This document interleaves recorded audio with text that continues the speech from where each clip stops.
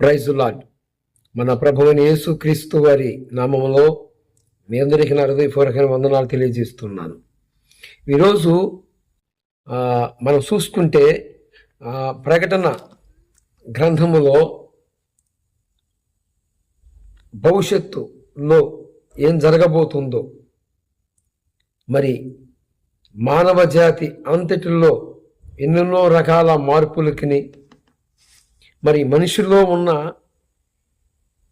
మనిషికి కావాల్సిన పరికరాలన్నీ కూడా మానవ సృష్టి భవిష్యత్తులో ఏం కాబోతుందో, మనం చూస్తున్న ఆకాశము భూమి ఏమి అయిపోబోతున్నాయో, ఇదంతటికి ప్రకటన గ్రంథము భవిష్యత్తు సంభవాలని తెలియజేస్తుంది అనే చెప్పాలి.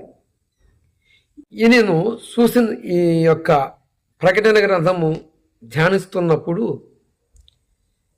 దేవుని వాక్యమును చదువుతున్నప్పుడు ప్రకటన గ్రంథము 5వ అధ్యాయములో యోహాను భక్తుడు ఏడుస్తూ ఉన్నాడు. ఎందుకు ఏడుస్తున్నాడు? కారణం ఏమిటి? ఏం జరుగుతుంది? యోహాను ఎందుకు ఏడవాలి? మనము ప్రకటన గ్రంథము 5వ అధ్యాయములో ఇక్కడ కొన్ని పరిస్థితులు, మరి చెప్పాలి అంటే ఇక్కడ ఏం జరుగుతుంది అనే సంఘటన అర్థం కాకనే ఏడుస్తున్నాడని చెప్పాలి. యోహాను భక్తుణ్ణి ఒక స్వరం లేక దేవుని దూత యోహానుతో మాట్లాడి, నీకు భవిష్యత్తులో జరగబోతున్న సంగతులని నేను నీకు తెలియజేస్తాను అని యోహానుని తీసుకొని వెళ్ళాడు పదాలలో.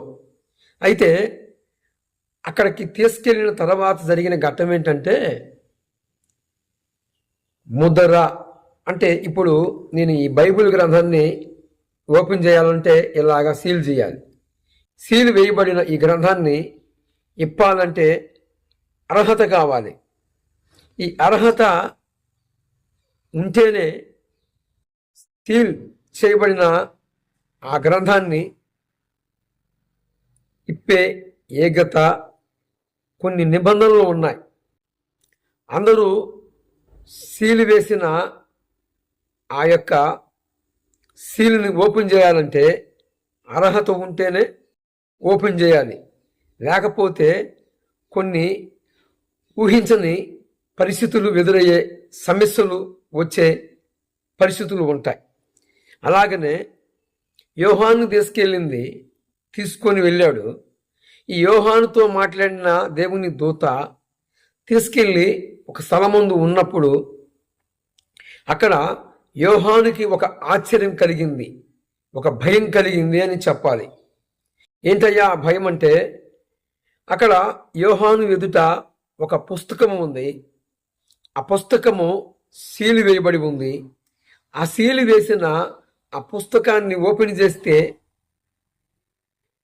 ఆ లోపల ఉన్న ఆ మాటలన్నీ కూడా అర్థమవుతాయి. మొట్టమొదటిగా సీల్ తీసేయాలి. ఆ సీలు తీయటానికి యోగ్యుడు ఒకరు కూడా యోహానికి కనిపించాల.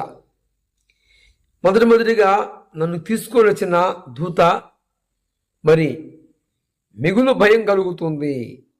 ఊహించని పరిస్థితి యోహానికి ఎదురైందని చెప్పాలి. తీసుకెళ్లిన దూత ఒక స్థలం ముందు నిలబెట్టాడు. ఇక్కడ చూస్తే ఆకాశములో ఉన్నవారైనను, ఆకాశము కింద ఉన్న భూమిలో ఉన్నవారైనను అంతటా ఎవరికి ఆ యొక్క పుస్తకాన్ని తెరిచి ఆ సీలు ఓపెన్ చేసే ఆ యొక్క ఏగత యోహానికి కనిపించాల. ఎవరు యోగ్యులు? 24 పెద్దల 24 పెద్దల వల్ల కూడా కాలేదు. మరి ఎలాగా అయ్యో అయ్యో అయ్యో అని ఏడుస్తున్నప్పుడు యోహాను భక్తునికి ఇక మరలా దూత స్వరం, ఒక స్వరం వినపడుతుంది. దిగులు పడకు, ఏడవకు సుమి, ఏడవవద్దు. ఎందుకంటే దావీదు వేరు సిగురైన వధింపబడిన దేవుని గొర్రెపిల్ల ఉన్నాడు. ఆ దేవుని గొర్రెపిల్ల ఎవరు? ఏమండి? సృష్టికి ఆధారమైన వాడు, సృష్టి అంతటికి కారణమైన వాడు, కలిగినవి సమస్తము ఆయన యందే నిర్మాణం చేయబడ్డాయి అని స్పష్టంగా లేఖనాలతో పాటు మనకు ముందున్న భక్తులందరూ కూడా ప్రభువుని యేసు క్రీస్తు వారి గురించే ప్రవశించారు. ఆయనే దేవుడని ఒప్పుకున్నారు. ఈ నేపథ్యంలోనే యోహాను ఏడుస్తూ ఉండగా దావీదు వేరు సిగురైన యూదాగోత్రపు సింహము, వధింపబడిన దేవుని గొర్రెపిల్ల, ఆయన ఆ గ్రంథాన్ని ఇప్పాడు. ఆ గ్రంథాన్ని ఇప్పటానికి అర్హుడు ఏగులట. అందుకే నేను ముందే చెప్పాను, గ్రంథాన్ని సీలు చేసిన ఆ గ్రంథాన్ని ఇప్పాలి అంటే ఏగత కావాలి, అర్హత కావాలి. ఆ అర్హత ఏగత ఎవరిలో ఉన్నది అంటే ఒక సృష్టించిన సృష్టికర్తకు మాత్రమే సమస్తము సాధ్యమవుతుంది. ఎలిసి 24 పెద్దల వల్ల కూడా కానేరదు, వాళ్ళు కూడా ఒప్పుకున్నారు. మనకి ప్రకటన గ్రంథము 5వ అధ్యాయం ఇచ్చిన సాక్ష్యం. తర్వాత ఇక్కడ నుంచి చూస్తే ప్రకటన గ్రంథములో మొట్టమొదటిగా ముద్ర ఒక కథలా చెప్తే, ఆ ముద్రని ఇప్పినప్పుడు జరగబోతున్న సంభవాలని చూపించే ఘట్టం ముద్ర. మరి దేవుని పాత్రలు, మరి దేవుని మహా ఉగ్రత పాత్రలు అని చెప్పాలి. 7 ముద్రలు, 7 దేవుని ఉగ్రత పాత్రలు, 7 బోరలు.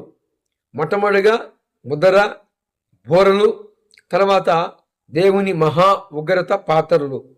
ఈ 3 సంగతులు, 3 ఘట్టాలు చూస్తే ఈ సృష్టిలో మానవ జాతి భవిష్యత్తులో ఏమి కాబోతుందో, ఇప్పుడున్న సూర్య చంద్ర నక్షత్రాలు ఏమి కాబోతున్నాయో, మరి ఆకాశము ఏమి కాగబోతుందో, భూమి ఏమి అయిపోబోతుందో, ప్రపంచంలో ఉన్న మనుషులందరూ కూడా రాబోతున్న ఇప్పుడు మనమున్న ఈ భవిష్యత్తు కాలంలో ఏమి సంభవించబోతుందో దానికి నిరూపణగానే ప్రకటన గ్రంథము ఇచ్చిన సాక్ష్యం.